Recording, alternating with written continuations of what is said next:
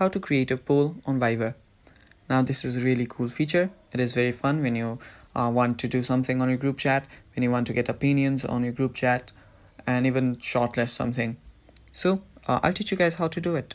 First, open up a Fiverr and go to the group that you want to create the poll on. Then all you need to do is tap on this plus icon on the bottom left corner. After you do so, you'll see a poll option right there. Click on it and then just type in your question. Let's say I'm gonna ask my friend if he wants to go play FIFA.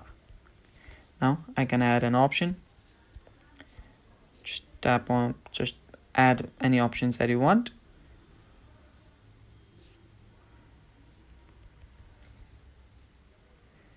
And just after you've done it, tap on create. As you add on more options, there will be the plus icon will keep on appearing, and after you've done, just click on create, and then this will create the options, that is the polls. Now here, if I just tap on like, that means I am voting on one poll. I can do it on multiple polls too, I guess. Oh, it does not work that way. So anyways, that is how you create a poll on Fiverr, guys. Thank you for watching. I hope you found this video helpful, and stay tuned for more. Bye bye.